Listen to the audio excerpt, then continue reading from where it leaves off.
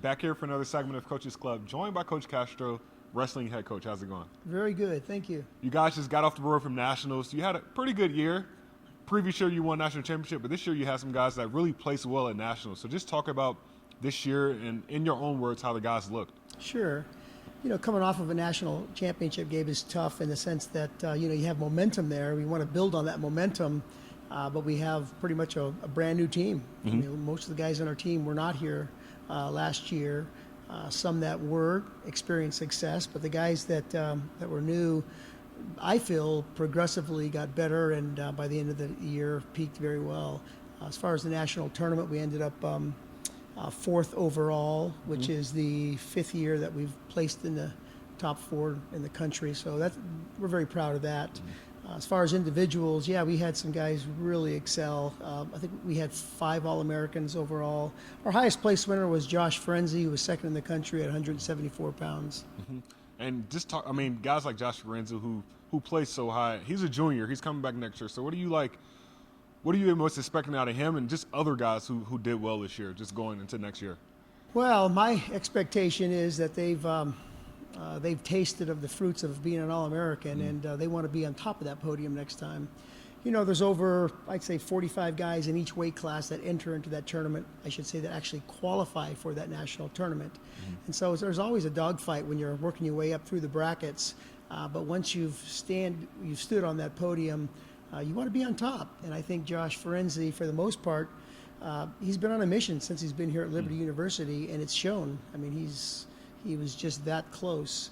And then there's other guys, freshmen, for example, Robinson for us. Brandon Robinson is a freshman and placing 7th in the country.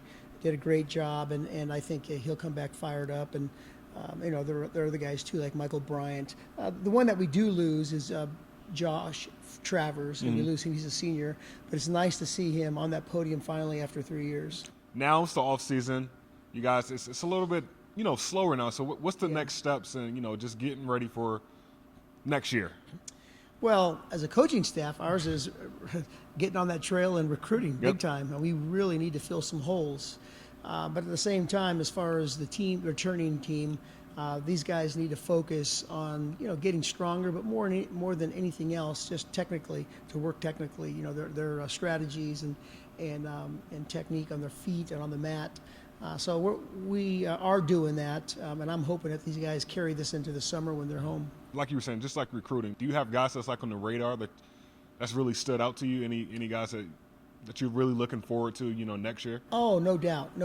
We have some guys on the cusp still, but Okay. we do have some commitments of guys that I think are really going to be impactful for us. Probably our top recruit would be, his name is T.K. McGonigal from Virginia here, a multiple state champion. Just placed second out there at Flow Nationals in the high school division. He's one of the top-ranked kids. He's coming next year for sure in our middleweights, and he'll add some good depth for us. And we have other guys too, and I'm waiting before I publicly acknowledge those guys. Yeah. What are some things that surprised you this year? I know every coach, you go in with high hopes. What are like some surprises that really stood out to you this year that were positive? Well, I think the way that that we came together after losing so much as we did through graduations, through transfer, and everything else.